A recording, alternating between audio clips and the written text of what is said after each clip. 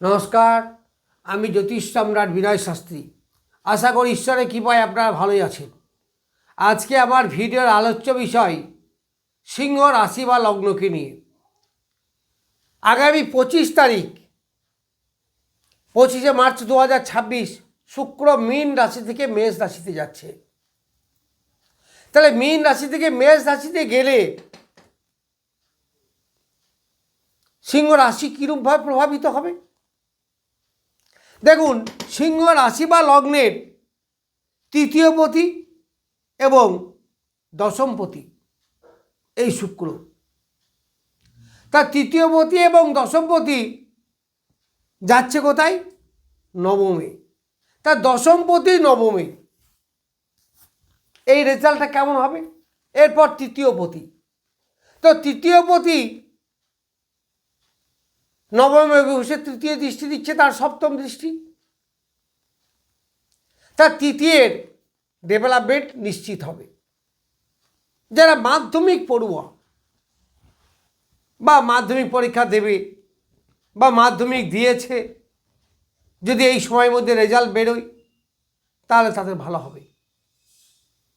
কারণ তৃতীয়পতি নবমে বসে তৃতীয় দৃষ্টি দিচ্ছে। কাজের প্রতি এনার্জি অবশ্যই বৃদ্ধি হবে।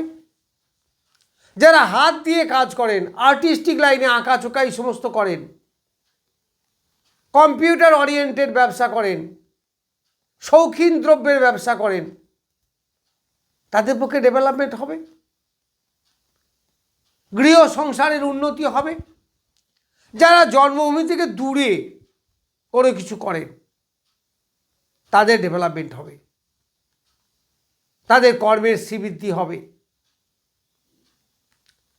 আবার এই নবম স্থান ভাগ্যের স্থান। নবম স্থান পিতা বা পিতৃতুল্য যারা, তাদের স্থান। তাহলে এই রকম জায়গায় একটা শুভ গ্রহ যদি বসে থাকে, দশমপতি কেন্দ্রপতি নবমে রাজযোগ সৃষ্টি করছে। দশমপতি নবমে মানে রাজযোগ সৃষ্টি করছে।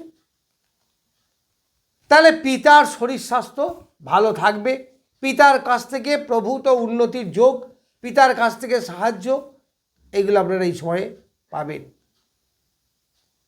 ভাগ্যের একটা উল্লেখযোগ্য পরিবর্তন হবে, কারণ শুক্র হচ্ছে নৈসর্গিকভাবে শুভ গ্রহ। তাহলে নৈসর্গিকভাবে শুভ গ্রহ হলে কী হবে? তার একটা ডেভেলপমেন্ট থাকবে, উন্নতি, এইগুলো দেখা যাবে। ভাগ্যের একটা উল্লেখযোগ্য পরিবর্তন এই সময় আশা করা যায়। আবার দশমপতি যেহেতু নবমে, তা দশমপতি মানে কি? কর্মস্থান, মান যশ খ্যাতির স্থান। সেই রকম একটা গ্রহ নবমে যাচ্ছে, তাহলে কর্মের পরিবর্তন, কর্মের ডেভেলপমেন্ট, কর্মের প্রমোশন, এইগুলোকে ইন্ডিকেট করে। এবার অনেকেই বলবে যে দশমের নবম, তার মানে দশমের দ্বাদশ, তো দ্বাদশ মানে তো ক্ষয়ক্ষতি। কিন্তু একটা জিনিস ভাবুন তো, যে আমি আমার যেখান থেকে নেগেটিভিটি, সেইখানে যদি আমি নিজে বর্তমান থাকি, তাহলে আমি আমার নেগেটিভিটিকে আটকাবো, তো আমার ক্ষতি নিশ্চয়ই আমি করতে দেবো না। এই দশমে, এই নবমে যদি অন্য কোনো অশুভ গ্রহ থাকতো তাহলে অবশ্যই দশমের ক্ষতি হতো। কিন্তু এই শুক্র সে নিজে দশমপতি। তাহলে আমি যদি আমার ব্যয় স্থানে বসে থাকি, তাহলে আমার কি ব্যয়, ক্ষতি, নষ্ট, এইগুলোকে নিশ্চয়ই আমি রক্ষা করব, বাধা দেব। ফলে দশমপতি নবমে অন্য দিক থেকে আবার শ্রেষ্ঠ রাজযোগও বটে। তাহলে দশমের শ্রীবৃদ্ধি ঘটবে, ক্ষতি হবে না। হ্যাঁ, নবমে অশুভ গ্রহ থাকলে অবশ্যই ক্ষতি হয়। এই কর্ম, বিশেষ করে যারা চাকরি করেন, আবার যারা দূরে চাকরি করেন, জন্মভূমি থেকে অনেক দূরে, তাদের যথেষ্ট শ্রীবৃদ্ধি হবে। তাদের যথেষ্ট শ্রীবৃদ্ধির সঙ্গে সঙ্গে আয় উন্নতি বৃদ্ধি, ঊর্ধ্বতন কর্তৃপক্ষের সঙ্গে সুন্দর একটা সম্পর্ক, তার মাধ্যমে প্রমোশন হওয়া, মানে পিতার মতো আচরণ আপনি আশা করতে পারেন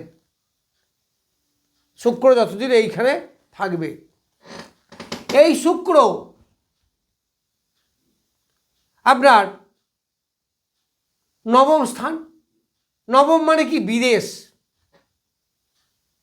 তাহলে বিদেশে যারা আছেন তাদের পক্ষে ভালো। আবার তৃতীয় স্থান তৃতীয়পতি, তার তৃতীয়পতি হওয়ায় তৃতীয় কিন্তু বিদেশকে ইন্ডিকেট করে, তবে ক্ষণস্থায়ী সেটা। কিন্তু তৃতীয় প্লাস নবম একসঙ্গে যদি হয় তাহলে দীর্ঘস্থায়ী। কর্মের জন্য আপনারা বাইরে যেতে পারেন।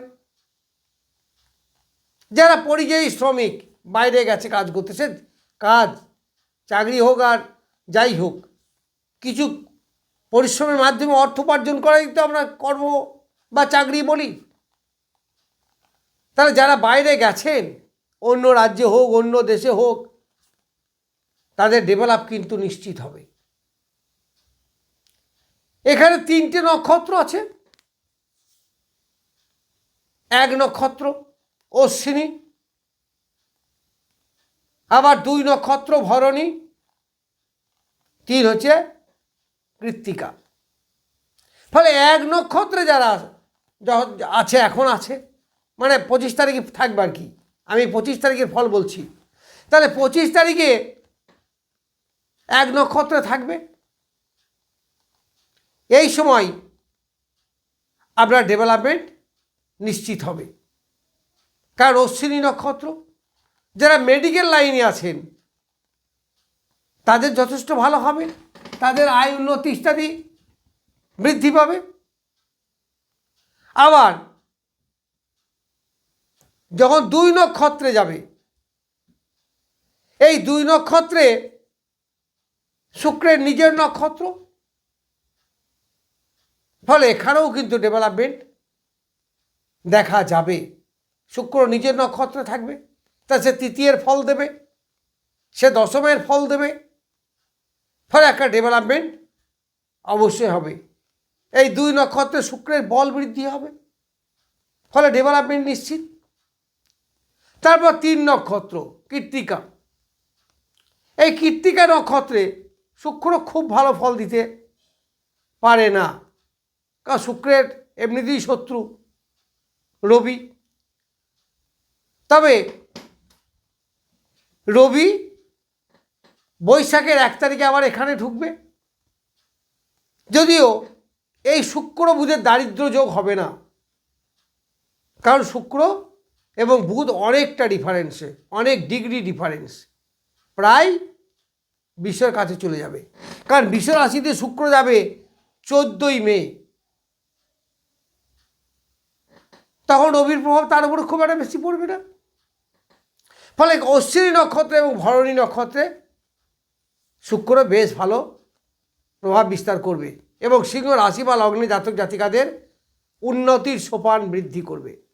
যাই হোক, আমি সিংহ রাশি বা লগ্নের ওপর শুক্রের গোচর সম্বন্ধে কিছু বললাম। নমস্কার, আজ এ পর্যন্তই।